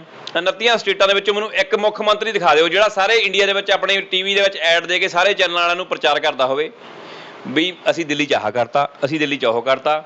ਮੈਨੂੰ ਦੱਸ ਦਿਓ ਵੀ ਕਿ ਤੁਹਾਡੇ ਕੋਲ ਕੋਈ ਹੋਰ CM ਹੈਗਾ ਕਿਸੇ ਸਟੇਟ ਦਾ ਜਿਹੜਾ ਸਾਰੇ ਇੰਡੀਆ ਦੇ ਵਿੱਚ ਇੰਨੀ ਮਸ਼ਹੂਰੀ ਕਰਦਾ ਹੋਵੇ ਆਪਦੀ। ਇਹੀ ਕਿਉਂ ਕਰਦਾ ਆ ਵੀ ਦਿੱਲੀ ਇੰਨਾ ਕਿ ਵਧੀਆ ਕੰਮ ਕਰਤਾ ਆ, ਠੀਕ ਆ। ਤੇ ਤੁਸੀਂ ਹੋਰ ਦੇਖੋ, ਚਾਂਦੀ ਦਾ ਚਮਚਾ ਮੀਡੀਆ ਦੇ ਮੂੰਹ ਦੇ ਵਿੱਚ ਪਾਇਆ ਵਾ। ਇੰਨਾ ਪੈਸਾ ਐਡਸ ਦਾ ਜਾ ਰਿਹਾ ਵਾ, ਮੀਡੀਆ ਵਾਲੇ ਕੇਜਰੀਵਾਲ ਦੇ ਖਿਲਾਫ ਕੋਈ ਖਬਰ ਹੀ ਨਹੀਂ ਦਿਖਾ ਕੇ ਖੁਸ਼। ਦਿੱਲੀ ਦੇ ਵਿੱਚ ਮੌਲਵੀਆਂ ਨੂੰ 18,000 ਰੁਪਏ ਤਨਖਾਹ ਦੇ ਰਹੀ ਆ ਦਿੱਲੀ ਸਰਕਾਰ। ਵੀ ਕਿਸੇ ਹਿੰਦੂ ਪੁਜਾਰੀ ਨੂੰ ਦਿੱਤੀ ਆ, ਕਿਸੇ ਸਿੱਖ ਗ੍ਰੰਥੀ ਨੂੰ ਦਿੱਤੀ ਆ ਗੁਰਦੁਆਰੇ 'ਚ, ਕਿਸੇ ਕ੍ਰਿਸਚਨ ਪਾਦਰੀ ਨੂੰ ਦਿੱਤੀ ਆ? ਇਹ ਵੋਟ ਬੈਂਕ ਦਾ ਸਾਰਾ ਲੋਲੀਪੌਪ ਆ। ਮੁਸਲਮਾਨਾਂ ਦੀਆਂ ਦਿੱਲੀ ਦੇ ਵਿੱਚ ਵੋਟਾਂ ਵੱਧ ਆ, ਅਗਲੇ ਨੇ ਉਹ ਚੱਕ ਲਏ। ਗਰੀਬ ਵਰਗ ਚੱਕ ਲਿਆ, ਗਰੀਬ ਵਰਗ ਨੂੰ ਫੈਸਿਲਿਟੀਆਂ ਦੇ ਕੇ ਅਮੀਰ ਵਰਗ ਨੂੰ ਯੂਜ਼ ਕਰ ਰਹੇ ਆ। ਅਮੀਰ ਵਰਗ ਦਾ ਪੈਸਾ ਟੈਕਸ ਦਾ ਯੂਜ਼ ਕਰਕੇ ਗਰੀਬਾਂ ਦੇ ਵਿੱਚ ਵੰਡ ਰਹੇ ਆ। ਮੈਂ ਕਹਿੰਦਾ ਦੇਣ, ਪਰ ਦੂਜਿਆਂ ਨਾਲ ਵਿਤਕਰਾ ਨਾ ਕਰਨ। ਇੱਕ ਕੀ ਕਹਿੰਦੇ ਹੁੰਦੇ ਉਹਨੂੰ, ਇੱਕ ਵਰਗ ਨੂੰ ਰੱਖਿਆ ਹੋਇਆ ਟੈਕਸ ਭਰਨ ਨੂੰ, ਦੂਜੇ ਵਰਗ ਨੂੰ ਰੱਖਿਆ ਹੋਇਆ ਫ੍ਰੀ ਦੀਆਂ ਸਹੂਲਤਾਂ ਤੇ। ਜਦੋਂ ਫ੍ਰੀ ਬੀਸ ਤੁਸੀਂ ਦਓਗੇ, ਸਮਾਜ ਦਾ ਵਿਕਾਸ ਨਹੀਂ ਹੋ ਸਕਦਾ। ਸਮਾਜ ਨੂੰ ਕੰਮ ਦਿਓ। ਤੁਸੀਂ ਇਹ ਨਾ ਕਹੋ ਵੀ ਫ੍ਰੀ ਅਸੀਂ ਰਾਸ਼ਨ ਦੇ ਦਿਆਂਗੇ। ਹੁਣ ਕਹਿੰਦਾ ਪੰਜਾਬ ਦੇ ਵਿੱਚ ਅਸੀਂ ਘਰ ਘਰ ਰਾਸ਼ਨ ਪਹੁੰਚਾ ਦਿਆਂਗੇ। ਉਹ ਤੁਸੀਂ ਰਾਸ਼ਨ ਨਾ ਪਹੁੰਚਾਓ, ਤੁਸੀਂ ਇੱਥੇ ਐਸਟੈਬਲਿਸ਼ ਕਰੋ ਇੰਡਸਟਰੀ, ਸਰਵਿਸ ਸੈਕਟਰ ਐਸਟੈਬਲਿਸ਼ ਕਰੋ, ਜਿਹਦੇ ਨਾਲ ਲੋਕਾਂ ਨੂੰ ਰੁਜ਼ਗਾਰ ਮਿਲੇ। ਸਿਰਫ ਇੱਥੇ ਜ਼ਮੀਨਾਂ ਵਾਲਿਆਂ ਦੇ ਕੋਲ ਪਾਵਰ ਆ ਤੇ ਜ਼ਮੀਨਾਂ ਵਾਲੇ ਰਾਜ ਕਰ ਰਹੇ ਆ ਤੇ ਉਹਨਾਂ ਦੀ ਸੁਣਵਾਈ ਹੋ ਰਹੀ ਆ। ਦੂਜੇ ਨੌਨ ਜ਼ਿਮੀਂਦਾਰ ਦੀ ਕੋਈ ਸੁਣਵਾਈ ਨਹੀਂ ਗਈ। ਜਿਹੜਾ ਦੂਜਿਆਂ ਦਾ ਬੱਚਾ ਹੈ, ਜਿਨ੍ਹਾਂ ਕੋਲ ਜ਼ਮੀਨਾਂ ਹੈ ਨਹੀਂ, ਜਾਂ ਜਿਨ੍ਹਾਂ ਕੋਲ ਬਿਜ਼ਨਸਮੈਨ ਦਾ ਬੱਚੇ ਤੋਂ ਛੱਡ ਕੇ, ਕਿਹਦੀ ਸੁਣਵਾਈ ਹੋ ਰਹੀ ਆ? ਵਿਚਾਰਾ 7-8 ਹਜ਼ਾਰ ਦੇ ਲੋਕ ਜੋਬਾਂ ਕਰਨ ਨੂੰ ਮਜਬੂਰ ਆ। ਤੁਸੀਂ ਵਧੀਆ ਇੰਡਸਟਰੀ ਲੈ ਕੇ ਆਓ ਪੰਜਾਬ ਦੇ ਵਿੱਚ, ਲੋਕਾਂ ਦਾ ਵਿਕਾਸ ਹੋਵੇ, ਲੋਕਾਂ ਦਾ ਜੀਣ ਪੱਧਰ ਸਹੀ ਹੋਵੇ। ਤੁਸੀਂ ਜਿਹੜੇ ਆਟਾ ਦਾਲ ਸਕੀਮਾਂ ਚਲਾਈਆਂ ਹੋਈਆਂ ਵਾ, ਜਿਹੜੇ ਕਹਿੰਦੇ ਫ੍ਰੀ ਰਾਸ਼ਨ ਘਰੇ ਦੇਣ ਆਵਾਂਗੇ, ਸਾਨੂੰ ਇਹ ਨਾ ਦਿਓ। ਸਾਡੇ ਲੋਕਾਂ ਨੂੰ 10-15 ਹਜ਼ਾਰ ਦੇ 20 ਹਜ਼ਾਰ ਦੀ ਨੌਕਰੀ ਦਿਓ। ਜਿਹੜੇ ਸਾਡੇ ਲੋਕੀ ਦੁਬਈਆਂ ਨੂੰ ਜਾ ਕੇ ਵਿਚਾਰੇ ਦਿਹਾੜੀਆਂ ਲਾਉਣ ਡਏ ਆ, ਆਪਣੇ ਪਰਿਵਾਰਾਂ ਤੋਂ ਦੂਰ ਬੈਠੇ ਆ, ਤੇ ਕਰੋਨਾ ਦੇ ਵਿੱਚ ਉਹਨਾਂ ਨੂੰ 50-50 ਹਜ਼ਾਰ ਦੀ ਟਿਕਟ ਲੈਣੀ ਪੈ ਰਹੀ ਆ, ਤੇ ਉਹ ਵਿਚਾਰੇ ਇੰਨੀਆਂ ਟਿਕਟਾਂ ਲੈਣ ਦੀ ਬਜਾਏ ਇੱਥੇ ਬਿਜ਼ਨਸ ਕਰਨ, ਕੋਈ ਆਪਦਾ ਮਾੜਾ ਮੋਟਾ ਰੋਟੀ ਪਾਣੀ ਚਲਾਉਣ, ਜਿਹੜਾ ਸਾਡਾ ਪੰਜਾਬ ਖੁਸ਼ਹਾਲ ਹੋਵੇ। 1980 ਦੇ ਵਿੱਚ ਅਸੀਂ ਪਹਿਲੇ ਨੰਬਰ ਤੇ ਸੀ ਪੰਜਾਬ ਸਟੇਟ ਇੰਡੀਆ ਦੇ ਵਿੱਚੋਂ ਸਾਰੇ ਚੋਂ। ਅੱਜ ਅਸੀਂ 18ਵੇਂ ਨੰਬਰ ਤੇ ਆ। ਦੱਸੋ ਕਿਹੜੀ ਤਰੱਕੀ ਕਰ ਲਈ? ਦੇਖੋ ਦਿੱਲੀ ਦੇ ਵਿੱਚ ਪੰਜਾਬ 'ਚ ਮਾਡਲ, ਦਿੱਲੀ ਦਾ ਮਾਡਲ ਪੰਜਾਬ ਦੇ ਵਿੱਚ ਲਿਆਂਦਾ, ਪਰ ਪੰਜਾਬ ਦਾ ਮਾਡਲ ਹਿਮਾਚਲ 'ਚ ਦਿਖਾਇਆ ਜਾਂਦਾ ਕਿ ਉੱਥੇ ਆਮ ਆਦਮੀ ਪਾਰਟੀ ਦੇ ਕੁਛ ਬਣੂਗਾ। ਕੀ ਲੱਗਦਾ ਕੁਛ? ਕੇਜਰੀਵਾਲ ਨੇ ਭਗਵੰਤ ਮਾਨ ਨੂੰ ਡੰਮੀ CM ਬਣਾ ਕੇ ਰੱਖਣਾ। ਡੰਮੀ ਮਤਲਬ ਯੂਜ਼ ਕਰਨ ਨੂੰ। ਬਾਕੀਆਂ ਸਟੇਟਾਂ ਦੇ ਵਿੱਚ ਇਲੈਕਸ਼ਨ ਜਿੱਤਣ ਲਈ ਇਹਨੂੰ ਇੱਦਾਂ ਪੇਸ਼ ਕਰੂਗਾ, ਦੇਖੋ ਜੀ ਸਾਡਾ CM ਜਿੱਤਿਆ, ਸਾਡੀ ਪਾਰਟੀ ਨੇ ਆਹ ਲਿਆਂਦਾ। ਇਹ ਸਿਰਫ ਡੰਮੀ ਮੁੱਖ ਮੰਤਰੀ ਆ। ਕੰਮ ਸਾਰਾ ਰਿਮੋਟ ਕੰਟਰੋਲ ਕੇਜਰੀਵਾਲ ਦੇ ਹੱਥ ਰਹਿਣਾ ਵਾ। ਤੁਹਾਨੂੰ ਮੈਂ ਦਾਅਵੇ ਨਾਲ ਕਹਿੰਦਾ 6 ਮਹੀਨੇ ਤੋਂ ਸਾਲ ਦੇ ਵਿੱਚ ਕੇਜਰੀਵਾਲ ਅਸਤੀਫਾ ਦਊਗਾ। ਵੀ ਮੈਨੂੰ ਇਸ ਕੇਜਰੀਵਾਲ ਕੰਮ ਨਹੀਂ ਕਰਨ ਦਿੰਦਾ, ਭਗਵੰਤ ਮਾਨ ਅਸਤੀਫਾ ਦੇਊਗਾ। 6 ਮਹੀਨੇ ਤੋਂ ਸਾਲ ਦੇ ਵਿੱਚ ਭਗਵੰਤ ਮਾਨ ਅਸਤੀਫਾ ਦੇਊਗਾ ਵੀ ਮੈਨੂੰ ਕੇਜਰੀਵਾਲ ਕੰਮ ਨਹੀਂ ਕਰਨ ਦਿਆ, ਮੈਨੂੰ ਆਪਣੇ ਮਤਲਬ ਨਾਲ ਕੰਮ ਨਹੀਂ ਕਰਨ ਦਿਆ। ਕੇਜਰੀਵਾਲ ਸਰਕਾਰ ਗਾਰੰਟੀ ਦੇਣੀ, ਤੁਸੀਂ ਵੀ ਇੱਕ ਗਾਰੰਟੀ ਦੇ ਰਹੇ ਹੋ। ਦੇਖੋ ਮੈਂ ਗਾਰੰਟੀ ਨਹੀਂ ਦੇ ਰਿਹਾ, ਜੋ ਸਾਨੂੰ ਦਿਸ ਰਿਹਾ ਉਹ ਮੈਂ ਦੱਸ ਰਿਹਾ ਤੁਹਾਨੂੰ, ਕਿਉਂਕਿ ਸਾਡੇ ਜਿਹੜੀ ਪ੍ਰੈਡਿਕਸ਼ਨ ਹੁੰਦੀ ਆ, ਐਕਸਪੈਕਟੇਸ਼ਨ ਸਾਡੀਆਂ ਸੀਗੀਆਂ, ਪਰ ਜਿਹੜੀ ਪ੍ਰੈਡਿਕਸ਼ਨ ਸਾਨੂੰ ਲੱਗ ਰਹੀ ਆ ਵੀ ਇਹ ਹੋਣਾ ਆ। ਕਿਉਂਕਿ ਇਹਨਾਂ ਦਾ ਖਿਲਾਰਾ ਇਸ ਤਰ੍ਹਾਂ ਪੈਣਾ ਵਾ। ਅਸੀਂ ਕਹਿੰਦੇ ਨਾ ਪਵੇ, ਸਰਕਾਰ ਸਟੇਬਲ ਚੱਲੇ, ਪਰ ਕੇਜਰੀਵਾਲ ਨੇ ਇਹਨਾਂ ਨੂੰ ਕੰਮ ਨਹੀਂ ਕਰਨ ਦੇਣਾ। ਉਹਨਾਂ ਨੇ ਆਪਣੇ ਮਤਲਬ ਦਾ ਇੱਥੇ CM ਲਾਉਣਾ ਆ, ਇਹਦੇ ਕੋਲ ਅਸਤੀਫਾ ਦਵਾ ਕੇ ਆਪਣੇ ਮਤਲਬ ਦਾ ਲਾਓ, ਜਾਂ ਚੀਮੇ ਨੂੰ ਲਾਊਗਾ ਜਾਂ ਕਿਸੇ ਹੋਰ ਨੂੰ ਲਾਊਗਾ। ਨੰਬਰ 2 ਤੇ ਰਾਜ ਸਭਾ ਦੇ ਜਿਹੜੇ ਮੈਂਬਰ ਭੇਜੇ ਆ ਉਹਨਾਂ ਵਿੱਚੋਂ ਦੇਖ ਲਓ ਇਹਨਾਂ ਨੇ ਕੀ ਕੀਤਾ ਆ, ਸਾਰੀ ਦੁਨੀਆ ਨੂੰ ਜੱਗ ਜਾ ਰਿਹਾ। ਸਰ ਆਪਣਾ ਕੀਮਤੀ ਸਮਾਂ ਦੇਣ ਲਈ ਤੁਹਾਡਾ ਬਹੁਤ ਬਹੁਤ ਧੰਨਵਾਦ। ਬਹੁਤ ਬਹੁਤ ਧੰਨਵਾਦ ਜੀ ਤੁਹਾਡਾ। ਇਹ ਤਾਂ ਸਾਡੇ ਨਾਲ ਸਹਿਮਤ ਜੀ। ਇਹ ਇੰਟਰਵਿਊ ਤੁਹਾਨੂੰ ਕਿਸ ਤਰ੍ਹਾਂ ਦੀ ਲੱਗੀ ਆਪਣੇ ਕੀਮਤੀ ਕਮੈਂਟ ਕਰਕੇ ਸਾਨੂੰ ਜ਼ਰੂਰ ਦੱਸਿਓ। Camera person Manjeet Hardeep, NNR news Nakodar.